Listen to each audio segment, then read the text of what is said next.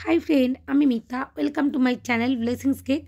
आज आमी आपनादेर साथे एकटा प्लाम केकेर रेसिपि शेयर करछि। एटा एकटा अथेंटिक क्रिसमास प्लाम केक। এই প্লাম কেকটার অর্ডার এসেছিল আমার কাছে, তো আমি অর্ডারের জন্য এটা বানিয়েছিলাম। আর বাড়িতে আমার রেসিপি ফলো করে যদি আপনারা একটা প্লাম কেক বানান তো বাইরের প্লাম কেক খাওয়া সবাই ছেড়েই দেবে। ক্রিসমাসে সবাই খুশি হয়ে যাবে আপনার এই কেকটা খেয়ে। তাই আমার ভিডিওটা স্কিপ না করে সম্পূর্ণ দেখলে আপনারাও বাড়িতে একটা পারফেক্ট অথেন্টিক প্লাম কেক বানাতে পারবেন। এই প্লাম কেকটা বানাতে আমার লেগেছে ময়দা, চিনি, বাটার, মশলা, মিক্স মশলা আর বাদাম, এখানে কিশমিশ ভিজিয়ে রেখেছি, চেরি, ক্যান চেরি আর ডিম, আর এখানে কয়েকটা গোটা বাদাম ফুটি ফুটি আর বেকিং পাউডার, ভ্যানিলা এসেন্স। আর প্রথমেই চিনি নিয়ে নিয়েছি 20 গ্রামের মতন। চিনিটা আমি ক্যারামেল সস করে নেব।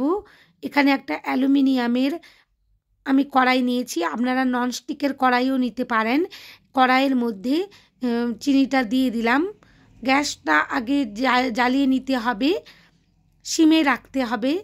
প্রথমে ফুল দমে রেখে কড়াটা গরম করে নিয়ে তারপর চিনিটা দিয়ে ভালোভাবে যখন চিনিটা মেল্ট হতে থাকবে গ্যাসের ফ্লেমটা একেবারে সিমে রেখে চামচ দিয়ে অনবরত নেড়ে নিতে হবে যাতে চিনিটা না কড়াইয়ের মধ্যে লেগে যায়।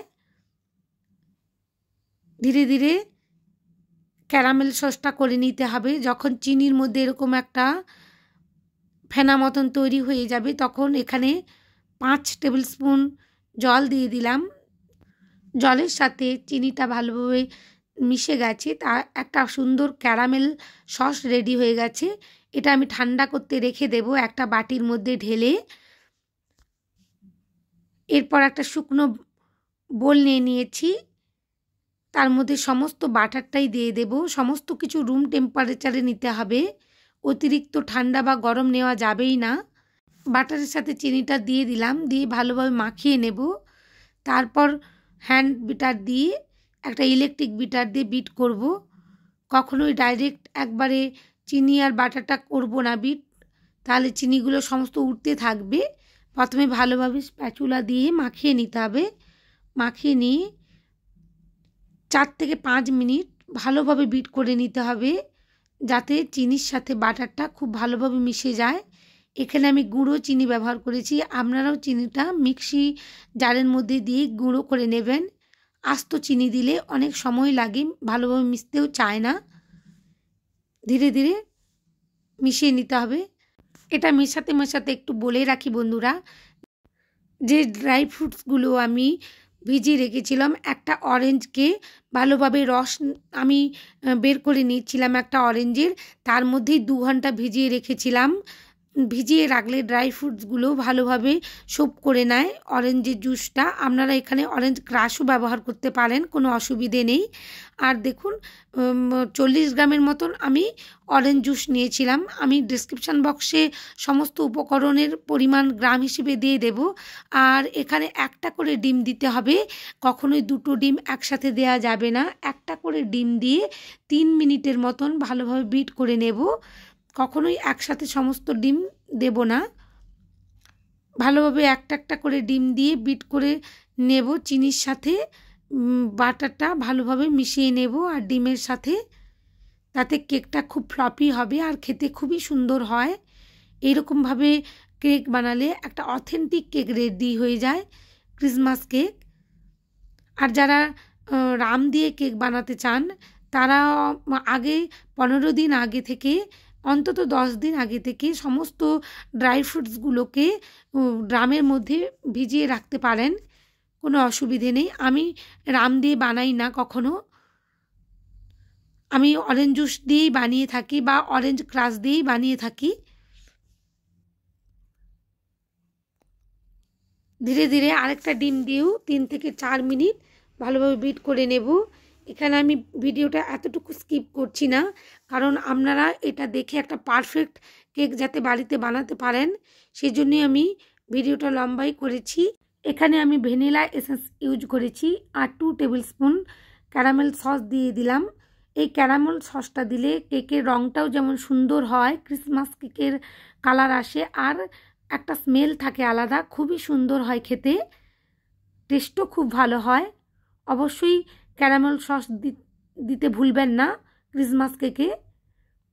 আর অরেঞ্জ এসেন্স এখানে ব্যবহার করবেন না, স্কিপ করে যাবেন, কারণ ক্রিসমাস কেকের আলাদা একটা স্মেল থাকে। তার জন্য আমি যে মশলাটা রেডি করেছি সেটাই বলে দিচ্ছি কি বানিয়েছি। এখানে ছাঁকনির মধ্যে 1/2 টেবিল স্পুন দিয়ে দিলাম বেকিং পাউডার, এরপর লবঙ্গ, এলাচ আর একটু আদাকে শুকনো করে গুঁড়ো করে নিয়েছিলাম সেটাই দিয়ে দিলাম। আর জায়ফল যদি থাকে আপনাদের কাছে অ্যাভেলেবল, তো জায়ফলটাও একটু গুঁড়ো করে দিতে পারেন, কোনো অসুবিধে নেই। 2 ঘন্টা আগে থেকে যে সোপ করে রেখেছিলাম ড্রাই ফ্রুটসগুলো, সেগুলো দিয়ে দিচ্ছি ময়দার মধ্যে। ভালোভাবে হাত দিয়ে মাখিয়ে নেব ড্রাই ফ্রুটসগুলোর সাথে ময়দা, আর নাটটাও মাখিয়ে নেব, নাটসগুলো। এখানে কাজু, আমন্ড আর পেস্তা আমি ব্যবহার করেছি, আপনারা যে কোনো রকমের নাটস ব্যবহার করতে পারেন।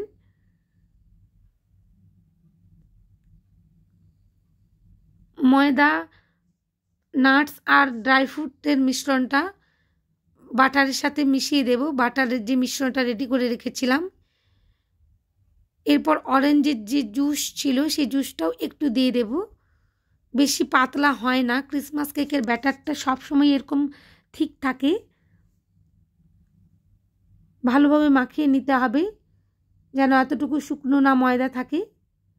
6 ইঞ্চির একটা মোল্ড রেডি করে রেখেছিলাম, তার মধ্যে সমস্ত ব্যাটারটা ঢেলে দিলাম, একটু ট্যাপ করে নেব।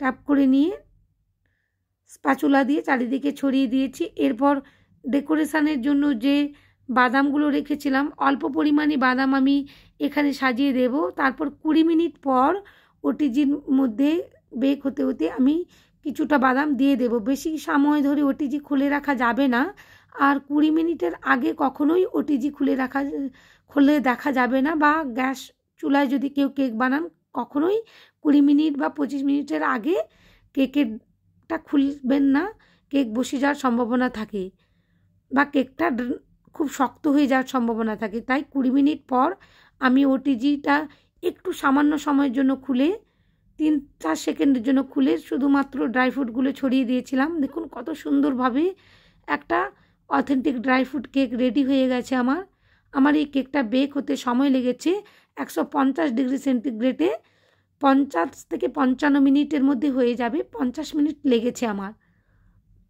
আমার এটা 50 মিনিট লেগেছে 150 ডিগ্রি সেন্টিগ্রেডে। ড্রাই ফ্রুটস কেকগুলো একটু সময় বেশি লাগে। এই কেকটা একবার বানিয়ে দেখবেন বাড়িতে, সবাই খুব খুশি হয়ে যাবে। এটা আমার অর্ডারের কেক ছিল, তাই আমি বক্সের মধ্যে একটা টিস্যু পেপার দিয়ে কেকটা সাজিয়ে ছুরি দিয়ে আমি ডেলিভারি করে দেব।